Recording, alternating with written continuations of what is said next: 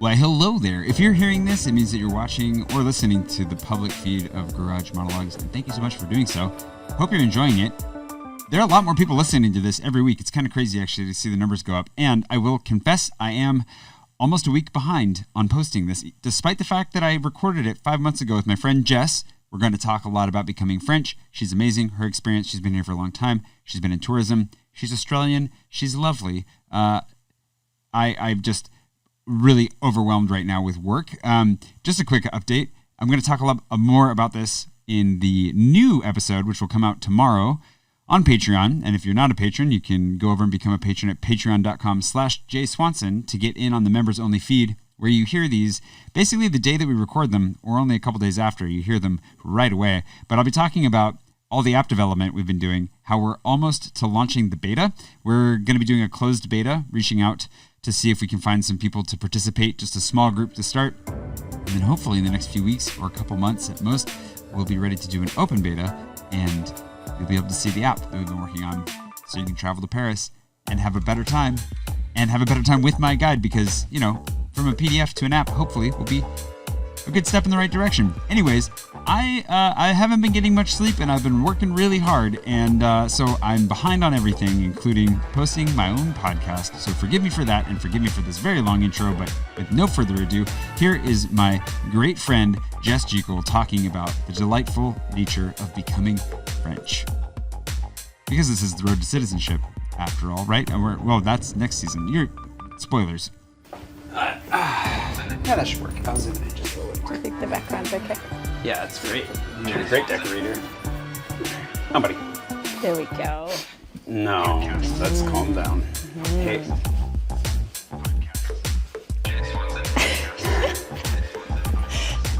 You've got the hands. For those of you that don't know, this is Jess, my guest today, a longtime friend. Worked with me a little bit. Is the manager of Fat Tire here in town, keeps the bikes on the road, and just generally a wonderful person who recently got her French citizenship. Congratulations. I am French.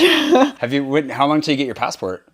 Oh, great question. I haven't applied for it yet. I thought I had to wait for like an official letter. But you can just go for it? But apparently you can just walk in, fill in a form. Yeah. Takes a couple of weeks. Oh, I would do that. So That's I know. really I keep real. thinking about. I know it doesn't feel real yet, even though you get your name published in. You get your name published in the official journal. You know, like New Citizens, which is pretty exciting. Although it's online, I would like a piece of paper. I don't know why, but there's something about even though it's the official spot, I would like a piece of paper that says "Bienvenue." Can you explain to people how you find out that you become French? Yeah, it's complicated. Because Jess is Australian by birth. Yes. And now French by naturalization. Cooper, you need to stop, buddy. It's my fault. I'm putting my hands in his mouth. Stop doing that. Yeah, this is my third citizenship, actually, because I also have British citizenship. Triple citizenship. Yes, I'm going to become a spy. International It's my next job. woman of mystery, yeah. Exactly.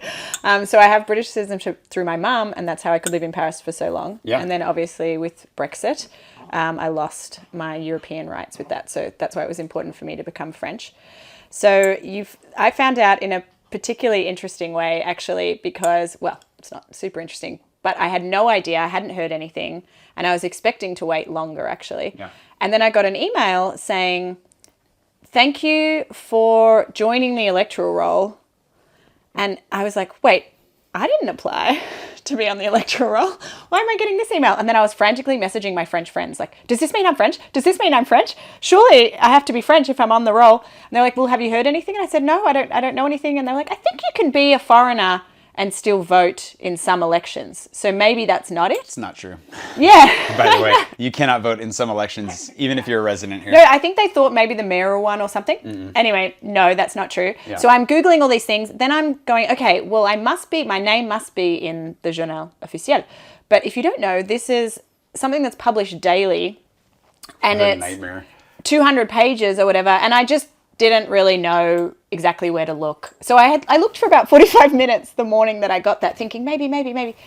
And then everyone was being a bit like, don't get too excited. So I just stopped looking and went about my day. Yeah. Anyway, later on I thought, no, come on, I have to find this. And I did find a little bit of a shortcut way where you could just look up New Citizens. And there was my name in like amongst 200 other names. And yeah, it was pretty exciting. Very exciting. I was there having lunch with you the day that you got that email being exactly. like, why would they ask me to be on the electoral rolls if I'm not a citizen. I was like, because you're a citizen. Like, you have to be. There's no other reason they would do this. Yeah, it's crazy. We had lunch, and that morning I'd been thinking maybe, but then I just was like, oh yeah, okay, I'll just go have lunch. And I don't know, I was controlling myself. And then, pretty exciting. But I do feel like the passport. Yeah, that's when I think that's what Matt says. He says it didn't really feel real till he was holding the French passport. Yeah. And then he's like, oh my gosh, this is real. So here's a question for you too. And this is a question for those of you watching and listening as well. Like, I think I want to do a series that I'm calling The Road to Citizenship, where I road trip around the country and learn what it means to be French. But also part of that would be talking to people who became French, why they did, how they did, whatever. I think this is fascinating. It's always interesting because there's elements of it that are always going to be the same between people, but the stories will be very different. Yeah. So as a trial run for that, why? I mean, just very. Now you have it. You don't have to bullshit anymore. You don't have to tell us how much you love France and that's why you became French. Whatever your reasons are, it could be that. But obviously Brexit complicates your life here. But what are why become French? And what does it mean to you to become French? Yeah, it's a good question. So I could stay here without French citizenship. So because I've lived here for so long, I do have like a permanent residency. So I didn't need French citizenship to live and work in France. But with the carte de séjour that I have, if I leave the country for more than 2 years, it voids everything. Yep.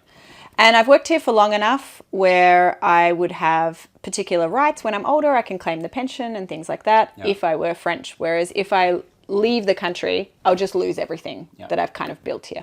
So that was a really big reason for me to become French. Also, I didn't like having the option to live elsewhere in Europe taken away from me. Yeah. So if you have a carte de séjour for France, it doesn't mean that you can work in Spain or live in Italy or things like that, which before, obviously, being part of the European Union with the British passport, I could do.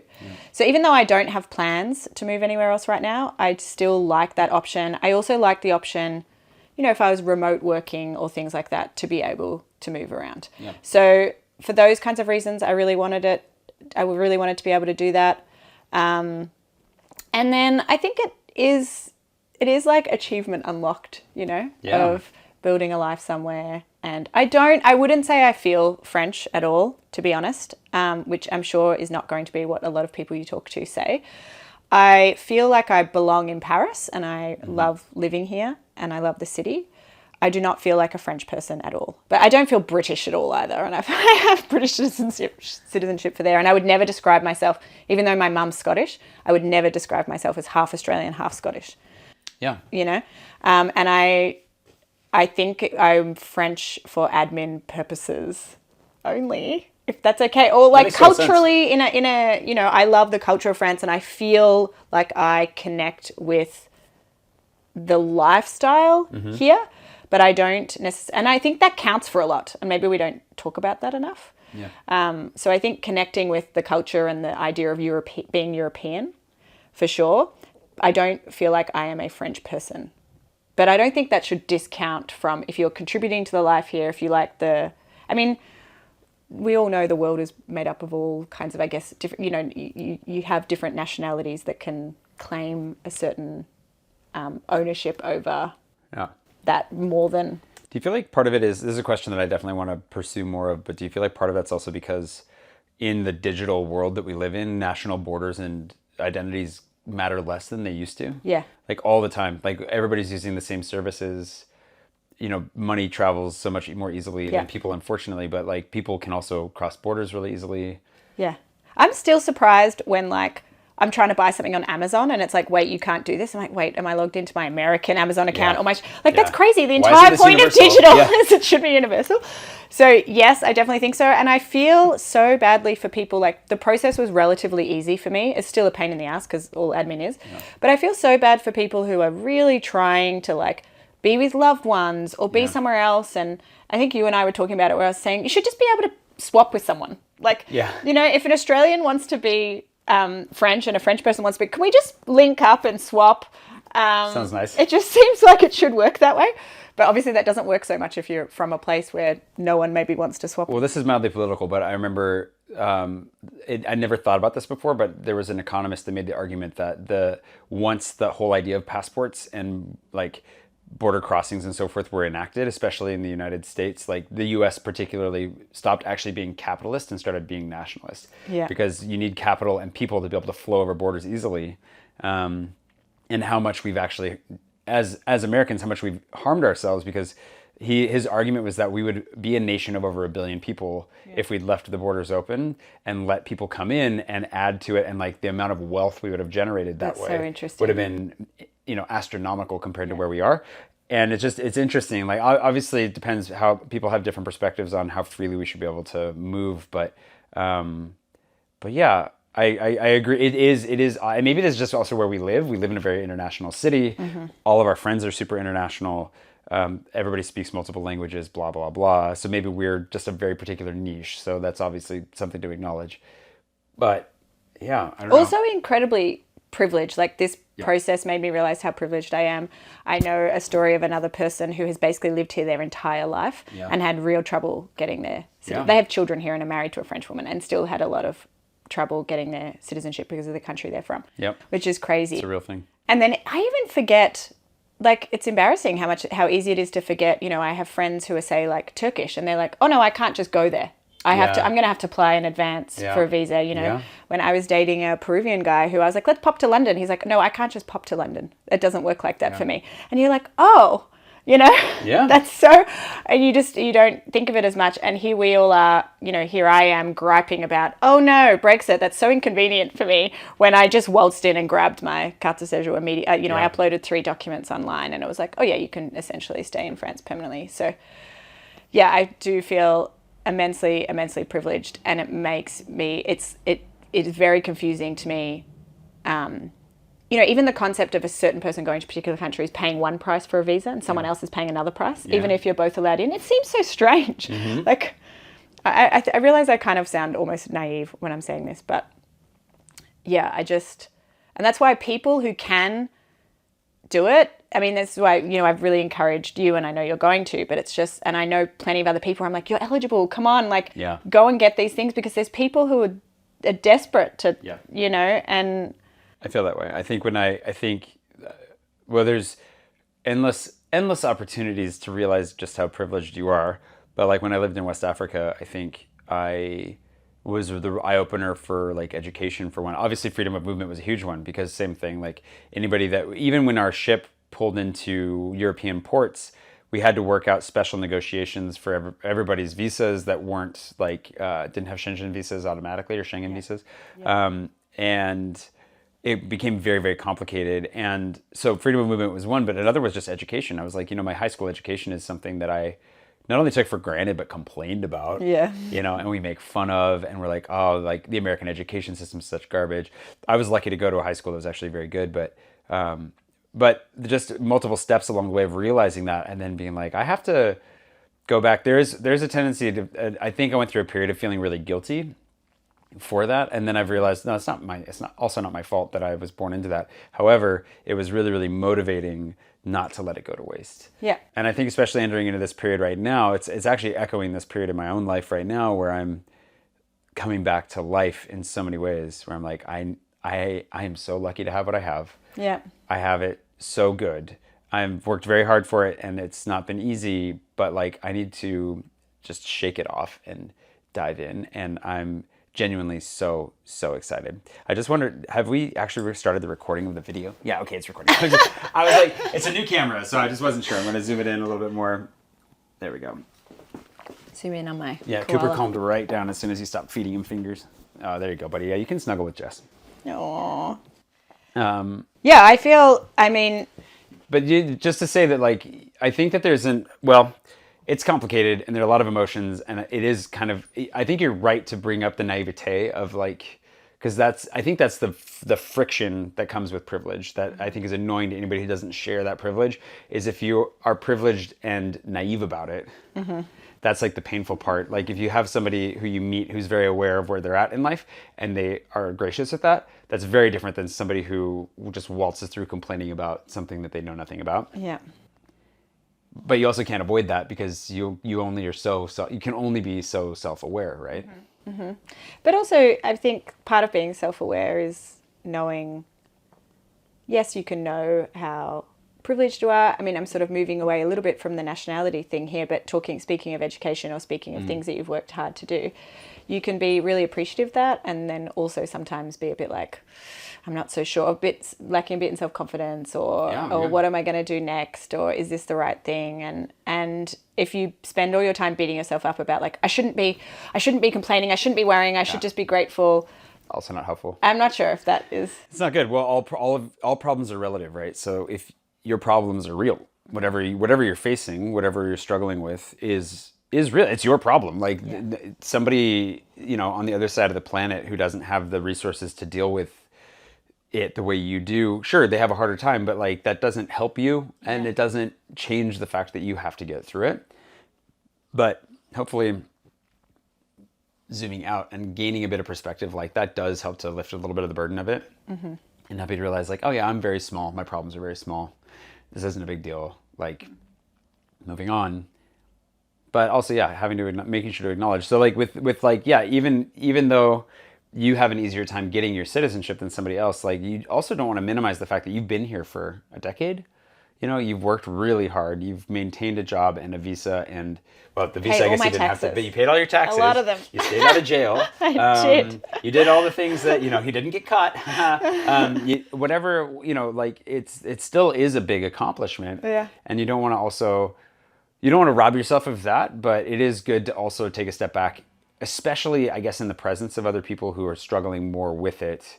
To just be aware that it is a big struggle, and maybe for them there is a deeper need for that. Like if they come from a country that they do not want to go back to, for very legitimate reasons, the threat, that's a huge stressor. And I think that's actually one of the things. I finally watched Ted Lasso. Me too. I just watched it recently as well. So good. I know, it was a real pick me up for me, actually. So good. Me too. Yeah.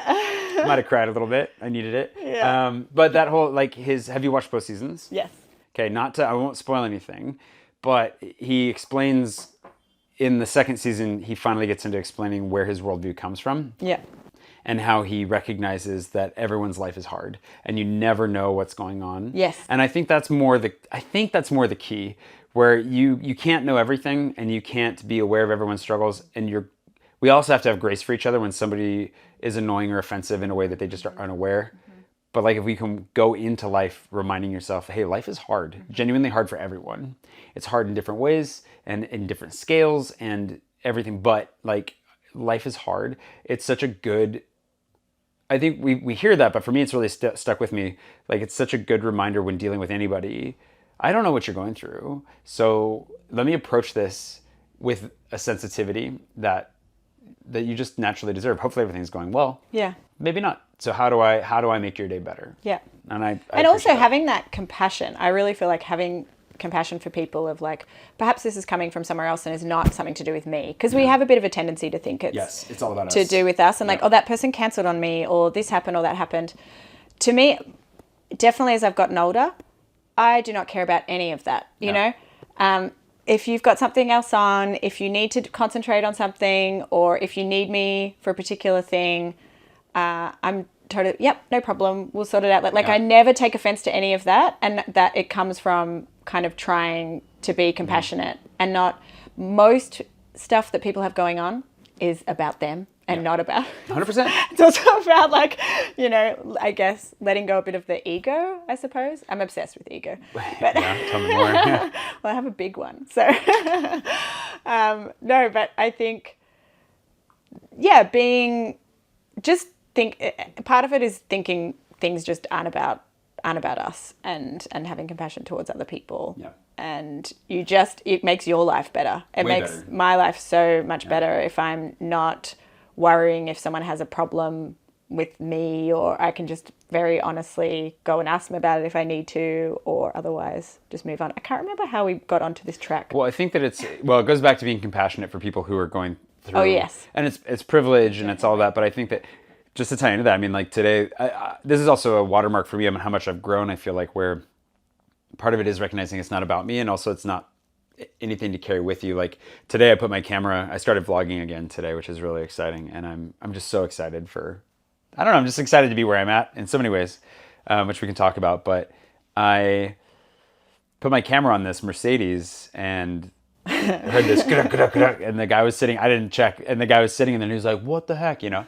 And in my mind, of course, I was like, I tried to explain to him, there are little rubber booties on the tripod, you know, there's no harm that's going to come to the car, but there's no point. He's in there, he's mad, like, it's whatever. Okay, I'll move on. He's like, oh, you know, whatever. And so I carry on. And in the past, I would have, like 5 years ago, I probably would have burned with shame for that. Like, I'd been like, oh, I'm so embarrassed. And I made him angry. And like, I'm so, you know, whatever. And now it's like, whatever, like moving on.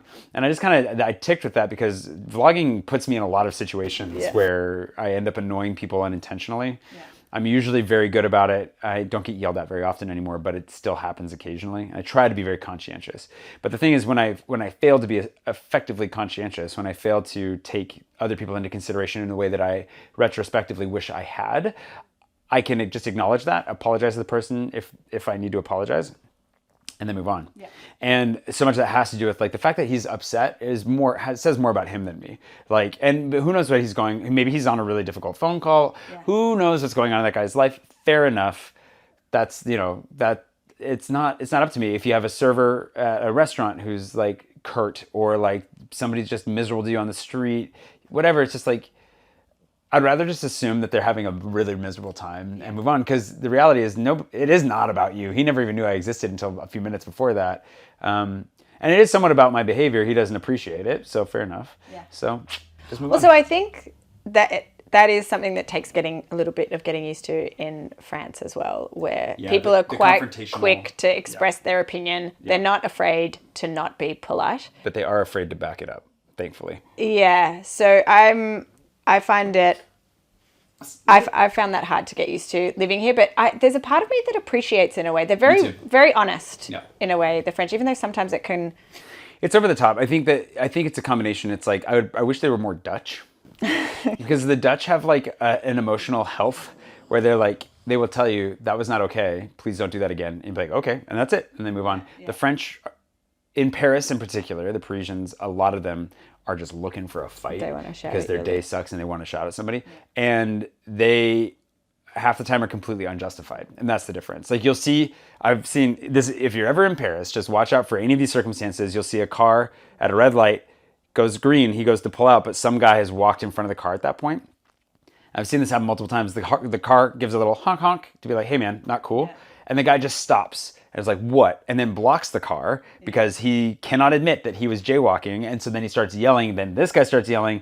And then usually that's kind of as far as it goes, but occasionally it turns into like a fist fight. And you're like, you guys are, why? Why? Like, neither of you really had to do that, but the car was in the right, you were in the wrong, just move on. Just be like, oh, sorry, and move on. That's all you have to do. So on that side, it's definitely too much. But I will say that the benefit to living in these circumstances, as stressful as it can be, is that it's taught me to like stand up for myself. Yeah. And so if somebody does that to me and I'm in the right, I will still say, if I'm in the wrong, I will be the guy who says, oh yeah, I'm sorry, and I'll move on.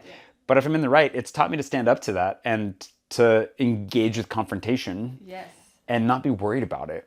That's such a good point. I think about riding my bike around Paris has taught me to like very quickly shout a little in French, like quite aggressively, and I always feel good when I do it. It's a great feeling. I'm like, oh yeah. I will say though, do not flip anybody off. That's because in France they do not take that well. So I've actually never done that. Yeah, don't do it. Because when I was on my bike in particular, anytime somebody almost kills me, I'm like, I'll do it. I used to. I don't do it anymore because the problem is, it does one of two things. It can be very satisfying where you see like in the mirror, you see them and then they look crushed. That's exactly what you're really looking for, because like I almost died. But what you're not looking for, and it's happened to me multiple times, is they will find you. Like they'll track you down just to yell at you. Like they won't do anything about it. That's what I mean. They cannot. I'm sure there are some of them that can, but for the most part, it's not that they're there to back it up. Their pride is hurt, and now they have to yell at you. And it's like, you were in the wrong. You cut me off on my lane. You almost killed me. I expressed that to you, and now you're gonna track me down like 5 minutes later and yell at me. You have to say your piece, and that it's like the negative. You don't have to say your piece when you were in the wrong, though. That's my point. Okay, you don't have a piece to say. That's fair. You don't have a piece to say. But I'm saying culturally, I think the French are like that, and I think that it has a good side as well, you know? It does. I mean, you think about how often they will have really big, important discussions where people aren't getting offended. Like there's so many talking head programs on TV. Or I think about this a lot in France because I do feel like the things that we are frustrated by often have a payoff on the other side. So like, oh, it's so hard to get things done and the bank's closed for 3 hours and you can't do this. But the flip side of that is they are looking after your work-life balance. They do say stop for an hour for lunch. They do say don't. I mean, it's a bit different for all of us because we're not working for French companies. So we're not, but they do say don't answer emails outside of hours. So they're putting those things that make it frustrating for us to try to get things done. They're put in place. Or, just sometimes you can't get things because it's not convenient for everybody to get that. And rather than someone working around the clock to make sure that you have your exact thing when you want it, the French are like, no, it's not appropriate for us to do that in the middle of the night. 100%. So it sort of balances out. And I kind of think about that with, you always know where you stand with the French as well. Whereas sometimes... Do you, though? I Depends. sort of feel like... This goes back to the Dutch for me. You do with the Dutch, but with the French, they will talk behind your back. Yeah, I guess. Won't they a little bit? Or maybe I'm wrong about that. Like, I don't... I get frustrated that they don't warm to me as much as I would like them to. Like, I'm thinking about, French companies that I have to deal with in my work or like, The Guardian and things like that where you're like expecting a more warm relationship because where we're from, it eases develops, things a bit if everybody knows that a warm relationship helps things along. Yeah. That's not necessarily the default here. No. So I feel like, I don't know, I kind of know, okay, this is a little bit more of a business transaction and I just have to be a little bit different, but I always try to like charm them or get them to warm up and it rarely works. Yeah. I don't think it's kind of good for me to accept that. It is good. I mean, I've also learned a lot about that too because like you can't charm your way through everything here and like you have to start with respect. Cooper has changed things in that front because he charms his way through a lot of stuff. Yes. I went to a very bougie restaurant with Ashley a couple days ago where like all the, it's fashion week. So like Leonardo DiCaprio was like a table over from us. Well, when I sat down in the lobby, that level of bouge, right? And the restaurant itself is famous or infamous for the staff being like just rock hard and absolutely just cold, we'll say.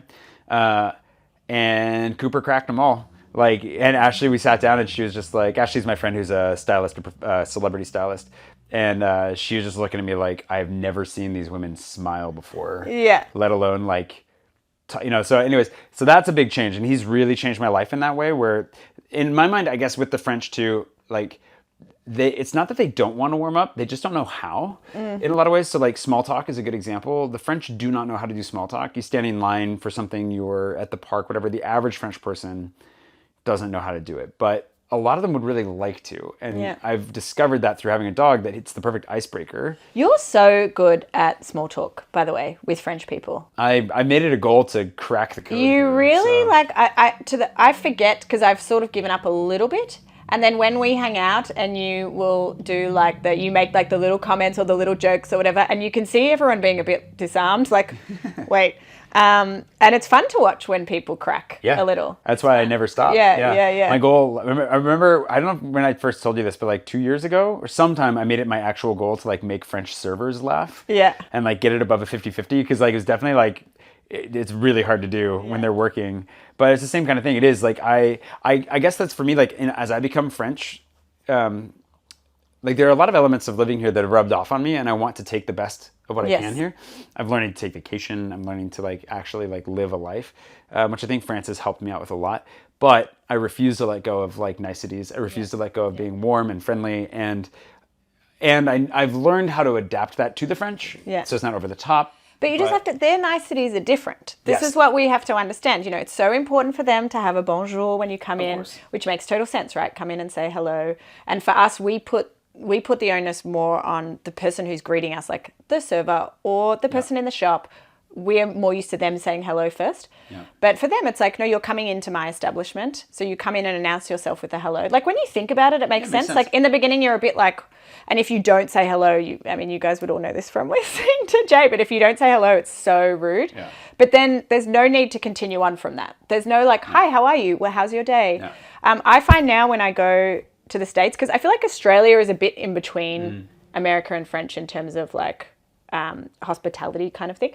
But when I go to if I go to the States now and I'm in a restaurant, I'm so confused by how friendly the server is. Yeah. Like, they'll sometimes sit down to take your order and they'll tell you a bit about their day. And I'm kind of like, I'm sorry, what? Are we friends? I'm confused. Like, I forget. What is happening here? Yeah, I forget that, like, that's really normal from where we're from. We're here, the actual training is to be invisible. The training of a waiter and a server, which they take quite seriously, is to be invisible, is to come in and, like, serve you and get out of the way and not interrupt your meal and not, you know, they're supposed to be a server, not like a pal. Yeah. And so it's just a different, I think when you think, it's like I always have tourists come and say, oh my God, the service here is so bad. Like we waited so long for our bill. And I'm like, did you ask for it? And they're like, no, they didn't bring the check. Like we finished eating that. And I'm like, no, because that's rude in France. Yeah. To bring you the check before you ask for it, that's kicking you out. That's so rude. And they're like, oh. Yeah. And so when they it's see kind of it, like you said, there's always a payoff if you think about it. Yeah, there's a payoff. And so you can sit all day in a cafe on one coffee. Nobody will ask you. There'll be a line of people outside and they will not ask you to leave. And so that's the kind of payoff where they're like, no, you're in this space. I'm going to serve you, but I'm not doing, that's it. I don't know. And so I do think before we rag on the French too much. Oh, exactly. Well, but that's what I was going to say too. Like that's why I said like I adapt the niceties in a way where, because I also am overwhelmed sometimes when I go to the States. I don't get the same level of reverse culture shock when I go back to the States as I used to. When I'd go back after living abroad for a while, I was like, whoa, get out of my space. Yeah. Now I enjoy it more. Again, and I missed it. I missed that. So that I guess what's nice about it, for one, obviously the icebreaker of having a dog like warms so many bridges. That's a weird mixed metaphor, but yeah, warms so many hearts right out of the gate. I mean, he definitely makes that easier, and he's brought a level of like chattiness back to my life that was missing. I've met so many people in my neighborhood, so many people that I never would have met if it wasn't for him. But what I meant too is it's like, well, like I can still find a way to brighten this person's day. Like I can go through the bonjour, like I can do the formal, respectful opening, but I can find a way to make this person smile before I leave. Yeah. It's not going to be the same as if it was an American. By any means, but there's something satisfying. Too easy to make Americans smile. We work so hard on our smiles. We want them to be shown off all the time. So yeah. I remember a French person told me once, I think it was someone I'd gone on a date with or whatever, who said, you know, it's to the French, sometimes it's like, I can't remember how he phrased it. Not that you look stupid if you're smiling for no reason. Right. But almost... It's suspicious. Yeah, almost like a sense of like, well, wait, why are you smiling? Or like, what is this about? Or have I earned that smile? Or just that there can be sometimes this kind of... They're a bit suspicious about if you're too cheerful or if... Which, again, like, it sort of makes a bit of sense to me. Like, they don't want to feel like this is just the face you're giving everyone. Yeah. You know? There's a little element of like, is this smile for me? Or I don't know. I get it. Yeah, it makes sense. I think once you, kind of like you said, with the understanding both sides of the equation, like the more that you get a view of each perspective, the less it bothers you. I think for me, it doesn't bother me anymore. Like the way the French, Parisians especially, I think like we have to remember like the French that when you get out of Paris, people change dramatically. But you know, in Paris, like when people treat me a particular way that I would take as rude, I guess, in another culture, like here, it is that thing where it's like, well, you know, whatever. And it has taught me to be also a little bit more like, it's funny because you feel like you're not getting as much done, but in a way, if you walk in and you go through the ritual of bonjour and whatever else, you can get stuff done faster than if you're like, oh, how's your day? Blah, blah, blah. And you talk for a long time. So it's kind of, the irony is that once you turn that on its head, you realize, oh no, once you know how to get through this, all of a sudden it's not as easy, obviously, because they do make things more complicated here than they need to be.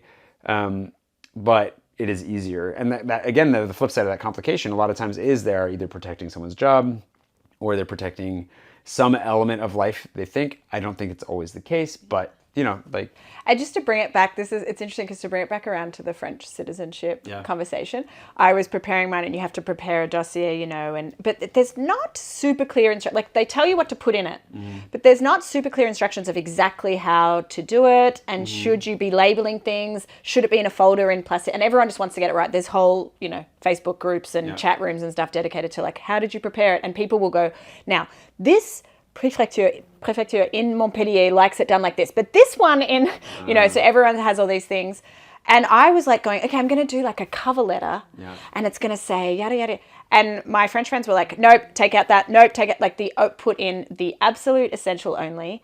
There's no, hey, I'm a little bit special, or hey, I'm a bit charming, or let me make myself try to stand up. There's none of that here. No, it's, do you have the paperwork? Yeah. Is it in order? Yeah. Does it tick the boxes? The end. Yeah. Like, we don't want anything else. And it was just like, oh, of course. Like, why? Yeah. Yeah. That's why I'm doing the B1 for my French language certification.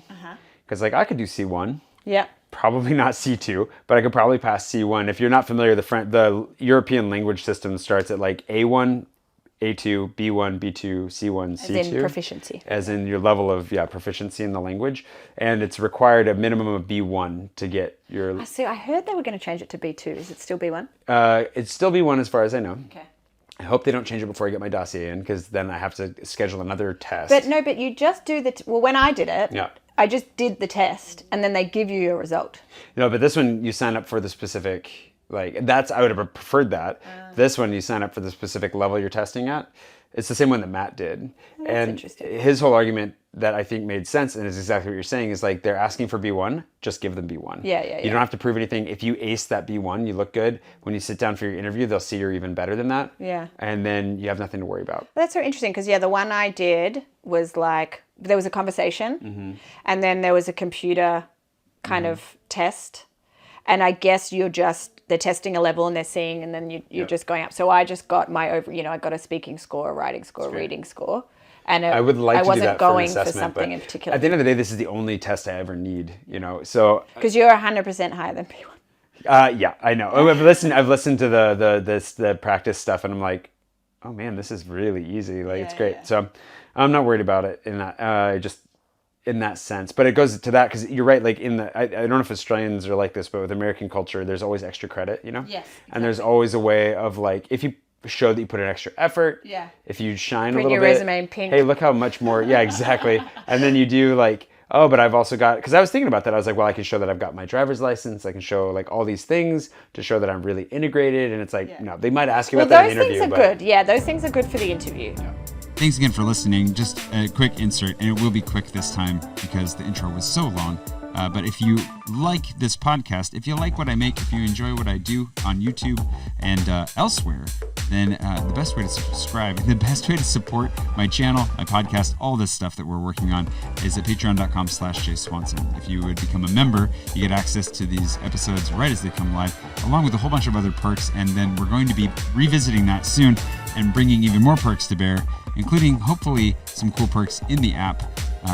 Just a lot going on. So patreon.com/JSwanson. Thank you for listening. I hope you're enjoying this conversation with Jess Jekyll. And now right back to it. Good. Yeah, those things are good for the interview. Definitely. And you could put them in you could have a little appendix of a couple of little photocopied things like that. But they definitely don't want any like, here's my personal essay or like frou-frou stuff like that. Because I was thinking about doing that. So don't do it. That's why we got to talk about this. Yeah. I'm going to try and get mine in. My test is my test in November? It might be November 17th. So when I'm going to take my test, I'm going to try and get all my other paperwork done around that time so that I can turn it in by December. Yeah. But what was funny is this whole time I thought that my visa, I had to renew it next year. Or not next year, like 2024. So I thought, oh man, like I got to get this all done. Because otherwise, if I don't get it done within a year, I'm going to have to whatever. Yeah. But my visa doesn't expire until 2025. Okay. So I'm under no pressure. Okay. Which is really nice. I'm still going to get it done. I'm going to get it done this winter. But then once it's in, I have all the time in the world. Yeah. If there are any hiccups or anything, I should be fine. Oh, it's one of those things where you're just like, oh, I have to do this, and you just whinge. And then once you do it, you're like, oh, that wasn't that bad, actually. Exactly. And then mine ended up being really fast in the end. Actually. Yours was like 8 months? Yeah. Jeez, that's crazy. Possibly even shorter. I've heard like 3 or 4 people say it's been under a year. It took me 2 years to put the damn dossier together. Right, that's the thing. Because you get roadblocks because everything has to be within 3 months. Yeah. So you're getting a translation, then you're also ordering a document, and everything has to kind of come in at once. And then as soon as you have it already, you have to print another BDP. Yeah. You have to get another updated bordereau de situation, all that sort of stuff. And it's so funny. You ask people who've already done it, and they're like, oh, yeah, you just do that. Like, really, I will sit down with you if you want me to. I would love it. I just wanted someone to, like, just sit there and go, oh yeah, this is this, because it would just make it so much faster, because every piece of information you're like going, okay, now what is that? Yep. I'll take you up on that. I'll totally take you up on that. Because I think I wanted to just slog through it, but that's what's keeping me from doing it. But the main thing that was keeping me from doing it was this language test, because I kept trying to find one that was sooner. Yeah. And they were always 2 months out at least. Yeah. And then in the end, I was finally like, what am I doing? Like, this is me procrastinating. Yeah. Let's just book it.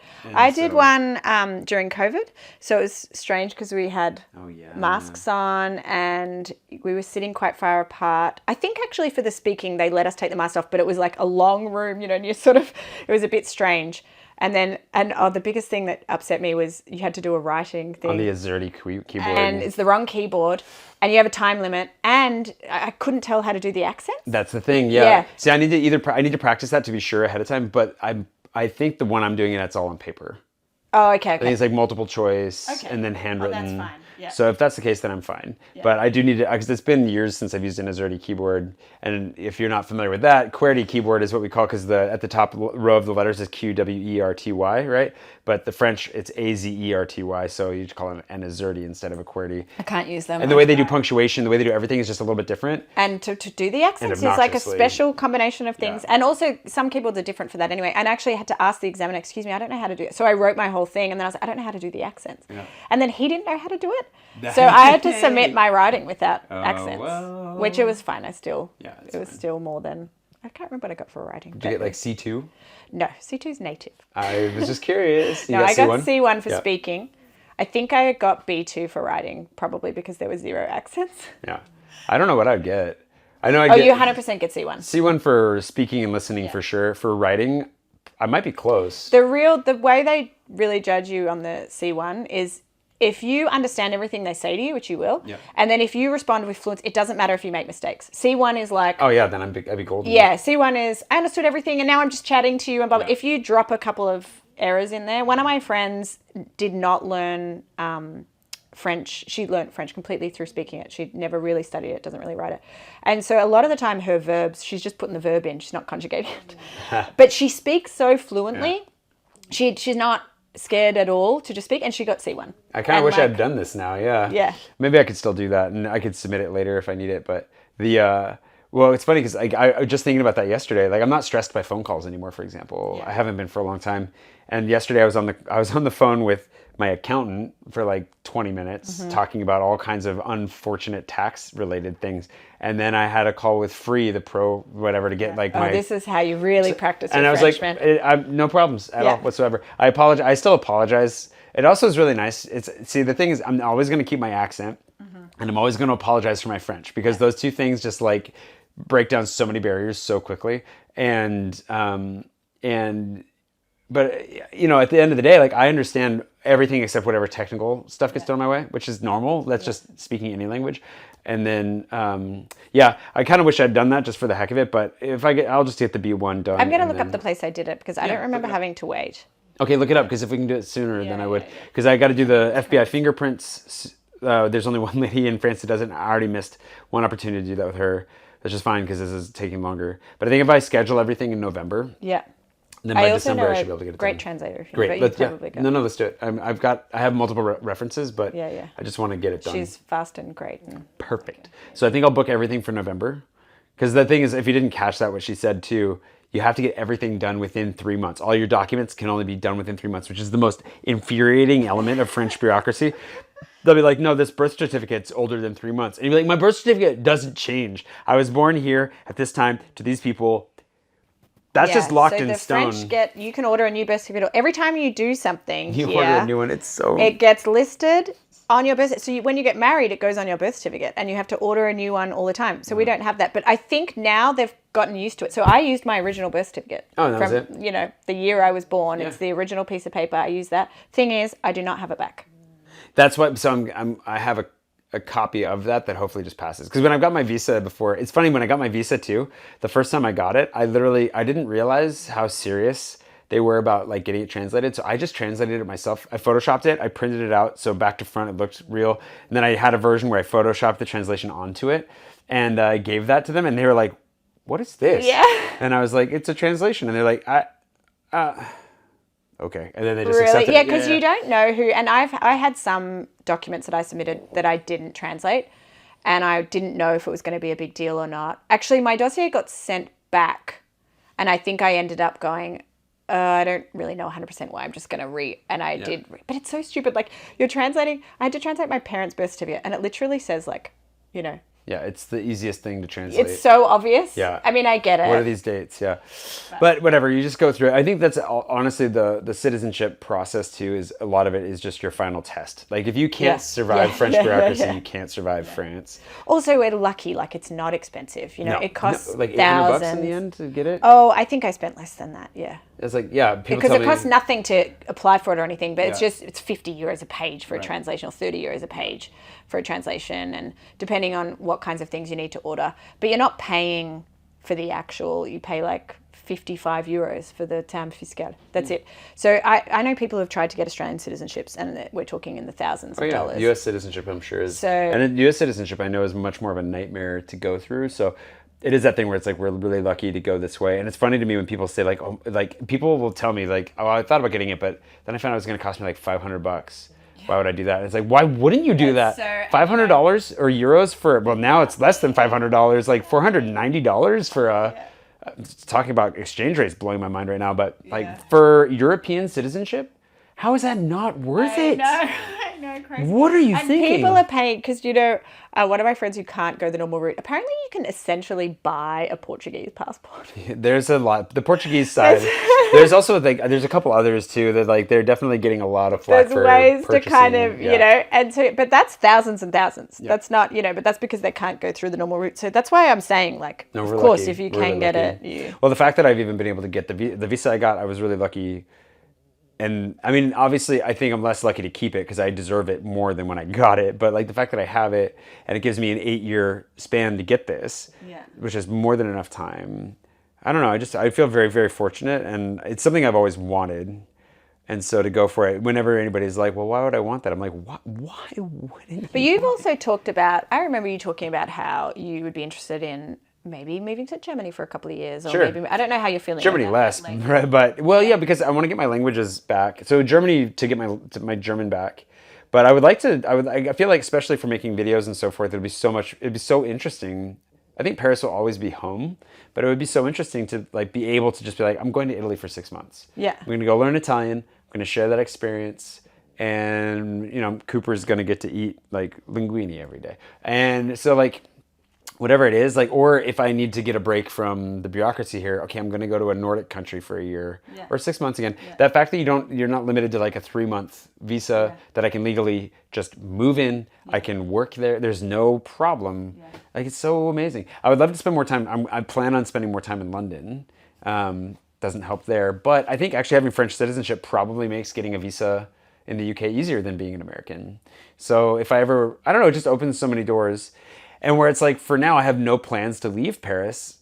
You just never know where you're going to be in 5 years. I mean, I love the idea of having a base. I'm so jealous of the flexibility that you have with your lifestyle, you know, and like being able to take your work with you wherever you go. Like, I would love to. And there's obviously other challenges, and I don't know how, I'm not sure how great I would be at like motivating myself to, you know.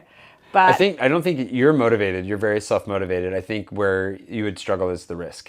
yes. I think it's a really big risk to go out on your own. Yeah. I would be nervous about that. Yeah. You could do it. I believe in you, and I know you could do it, but it's a matter of whether or not you would be willing to take a jump at some point. Yeah, and I don't have if I had some sort of clear vision or dream or something, I'm so jealous of people who are like, you know, oh, I want to open a winery. I'm like, oh, how awesome. And then I'll be like, let's figure it out together, all the steps that you need to get to opening the, like, I'm like, okay, let me help you to your dream. And then, but it's not like, it's like, if I thought, oh, if only I could, you know, in all the movies, they've all got their dream. And That could be a job, though. You know, like helping other people realize their dreams, that is a job. Yeah. You could coach, you could be, what is it? There's an actual term for that when you're like a paid go-between, but like when you have all the contacts and you like know how to get people through systems faster. Yeah. There's I enjoy that. Listen, if anyone wants to offer me some sort of lucrative position, I'm open to it. But if you, I mean, there's a real chance for like, freelancing and getting your independence that way too. Yeah. I mean, I love my job and I love working here and I love the people I work with. I think that's where I'm very jealous of you because you have such freedom with your work and you work for yourself, but you also get to, and remotely, but you also get to really communicate with people and spend time with people, which so many remote jobs are sitting behind a computer. Yeah. Like they sound great, but half the time it's like, oh, where am I going to work from today? And how do I motivate myself to sit at this computer all day and not have human interaction? And, I know people who are traveling all over the place all the time. They're not doing anything. They're sitting in like internet cafes and they're still working and, they're not necessarily, it might look quite glamorous, but they're away from their friends and they're not necessarily able to like get out and see stuff. Whereas you have so much flexibility and it's really true. Well, I think that's where like I'm at with this now though. I've known that I have arguably one of the best, if not the best job in the world, Yeah. But I haven't fully appreciated it. And a lot of that came from, I couldn't leave my survivor mentality behind, like my poverty mentality, like the stress of it, all the pressure I was putting on myself to show up, to perform. Like I had a lot of like mental shit to get through and leave behind that I feel like I finally am. And that's why I'm so excited right now. I'm coming back to it. I've been getting coaching, which has been really good. And that just came as a gift from the universe through the short-lived Patreon ambassador program. But so grateful to have met Yoda. The coach's name is Yoda with a T, Yota, but Panayota, I believe, is her full name. I love it. I know Master Yoda. So Master Yoda has been very, very helpful. She gave me a pep talk this morning even. I don't know. I just like am finally at this place where I'm like, I finally have realized like, one of the things that we talked about that she actually was really helpful with, that I labeled aspirational limitations, which is that idea that like by having aspirations and expectations for ourselves, like even high expectations, we actually inherently put limitations on ourselves. Where it's like, oh, I want to be the best this or the best that, whatever. And it's like, for one, do you even know what that looks like? For two, why are you setting a ceiling? You've just set a ceiling for yourself. You don't even you can't really fully define, and you may be able to depass, that's French. You may even be able to get past if you just left it open to whatever it is for today. Yeah. And so many of maybe I had big aspirations and big goals and whatever, and I still have big dreams and goals and projects, whatever, but just letting go of it and just saying, okay, I'm just going to show up today and do what I'm excited about, do what's fun, lean into it and make something. I don't have the right words for it exactly yet, but I just kind of realized like somehow even a big cage we create for ourselves is a cage. And so instead, let's just forget about all that. Forget about like all of the arbitrary stuff I put on myself before and just lean into it. And how cool to finally come to a place to realize like, oh wait, I can get paid to do what I'm interested in, what I want to do today. And there are things that like I've known, but like I always had this weight on that where it's like, well, yeah, but, and then there was always some like obligation or something that came behind that, that like robbed it of the joy and then would rob it of energy and everything else. And some of that's real, physical, like burning out, especially right before the pandemic, was very real. And then going through the pandemic and everything else definitely was exhausting. And that's not that didn't happen, but a lot of it's also just internal and just letting go of the things that I'm holding on to. Ultimately, what they are fears of so many things that like either mask themselves as ways of protecting myself or mask themselves as somehow legitimate when it's like, I can just let this stuff go. Yeah. But do you feel like, I wonder about this because when you're filming your life, does it make it sometimes feel like you're not participating in it, or does it make you hyper aware of your participation? Does that make sense? Yeah, I think it makes perfect sense. I think when I was really deep into daily vlogging, it was both and.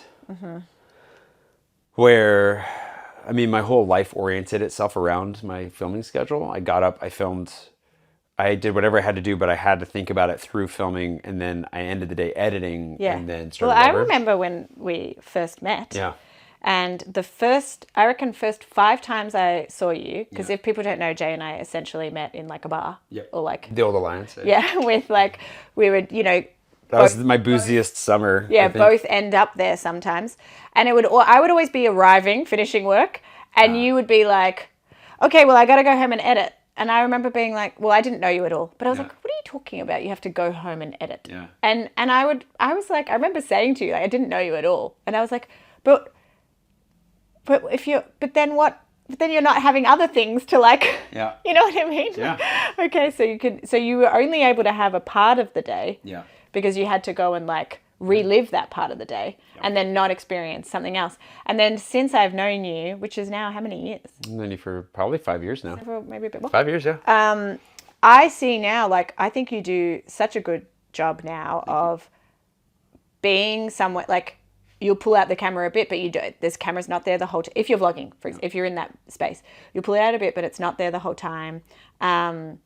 You'll do like, now, like the key shots, and they're always very genuine. There's not like I feel like we can hang out and, if we've done things where we've spent a day in like champagne together, or even if we just go for lunch, I don't feel like, oh, I'm hanging out with Jay and we're vlogging and it's not a real thing. It's like, oh, there's a few shots and then we just go into whatever. So I think I didn't see exactly what your day was like earlier, but I think you've really come a really long way there. And I think compared to other things I see where it feels quite manufactured,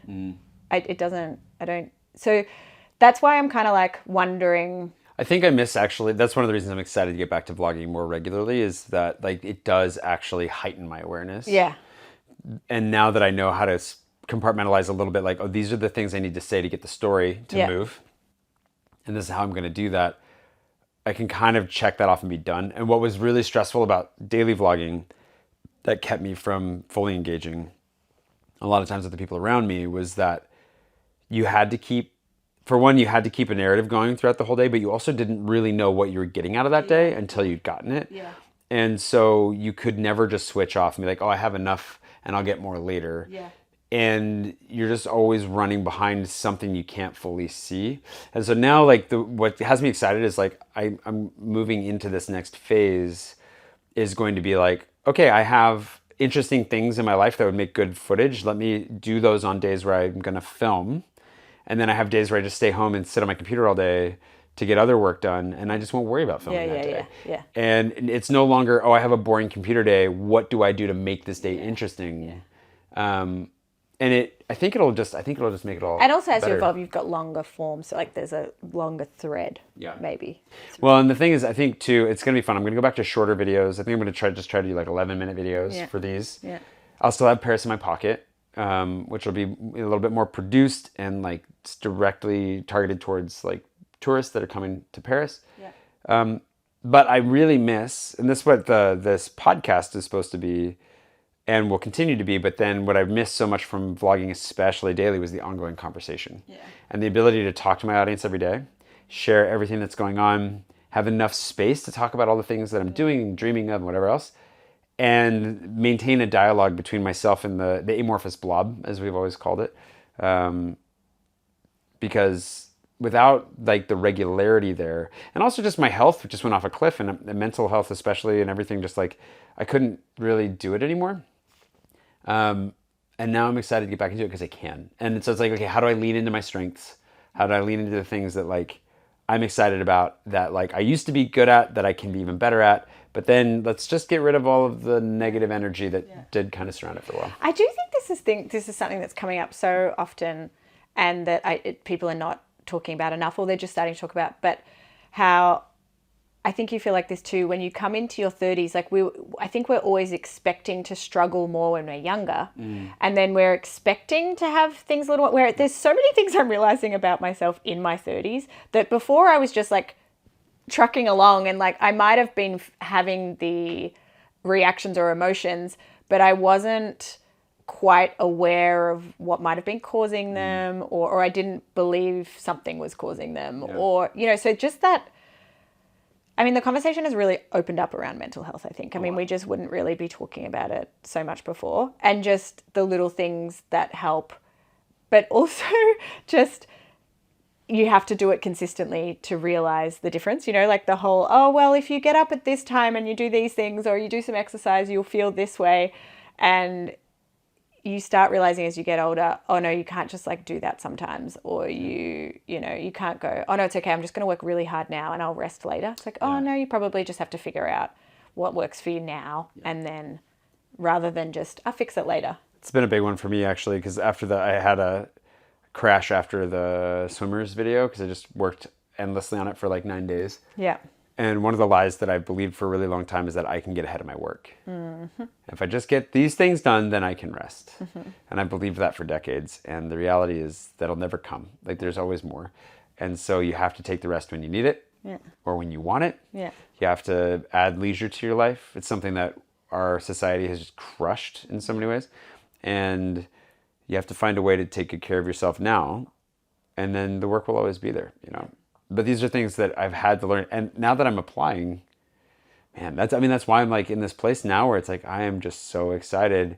And I guess what I was really scared of, I got a good pep talk from Richard. And what I need to do, I'll send this to you or ask you on the side, or we can even do this now, but like is one of my homework assignments for coaching was to go to people who know me well, who've worked with me in the past or who are friends or family, and just ask them, like, what is a strength that I have, a unique strength that I have, and how have you seen it applied in a way that impacted your life? As a way of getting a good critical assessment that's not a negative critical assessment, but a positive one. Yeah. And the thing that Richard brought up was and then to see if there are any threads, so I'm going to ruin this for you maybe, but Richard, was like, well, how prolific I am in writing and production of everything. He's like, not only can you make a lot of stuff, but it's good when it comes out.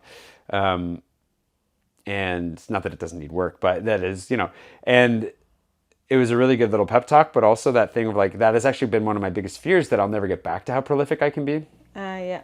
Because of the energy that's been drained and the burnout, and like, raising a puppy has taken a lot. He's twitching because he's in a deep sleep right now. And now this last like week or two to be like feeling it again and like, okay, let's see how far this goes. Like, let's not push it to the limit. I don't want to burn out, but is there a good part on the meter where I can just keep the dial right below red and just like really actually get back to that? Because I miss it. Yeah. And it's exciting because I feel like I'm there. And I will be cautious, and I will always be cautious from here on out. I will watch for the signs of burning out, but I'm actually very, very excited for what comes next. So great. I'm happy to hear you say that. Yeah. I mean, we've talked a lot over the years about, where to go next, or how to get motivated, how to get excited. So it's fun to see. I'm happy to be there. Yeah. That's a good place to wrap it up, probably. Thanks for jumping in. Thank you. Jess is not a public personality, so she is not someone to follow, but we'll work on it. We need to work on going. I do need to make a video with Fat Tire at some point. We'd be happy to have you. I know, we keep talking about it, not doing it. We were going to do it this summer. We never did, so we'll do that. So there'll be, because for everybody that goes on a Fat Tire tour because of me, despite the fact that I've never made a Fat Tire tour video, there's somebody else that I met recently who was like, oh yeah, I did Fat Tire because of you. And I was like, what do you mean because of me? I have quite a few people sometimes, like I had one just a couple of days ago actually, and I was helping some people with some bikes out, and this guy comes up, he's going on the tour, and he stands next to me and he goes, my wife and I watched your videos last night. And I was like, oh, don't tell my mum. But you know what I mean? It just sounded like such a strange thing to say. I knew immediately what he was talking about because it happens to me quite often. I get, are you Jay's Jess? And I'm like, I'm not sure if I would describe myself as that. But people go, I've seen your videos. And I'm like, okay, one, I don't make videos. And two, don't say it out loud, please. So yeah, it's pretty funny. So I appreciate the extra, what do you call it? Like recognition. Well, more just the business that you send our way. You're so welcome. You're so welcome. You're so welcome. I gotta get in your system. My God. Yeah. Well, thank you so much. Thanks. This was fun. This is my first podcast. Really? It's the first time you've ever been on a podcast? It'll probably be the last because, as you say, not a public person. Oh, whatever. You'll do more.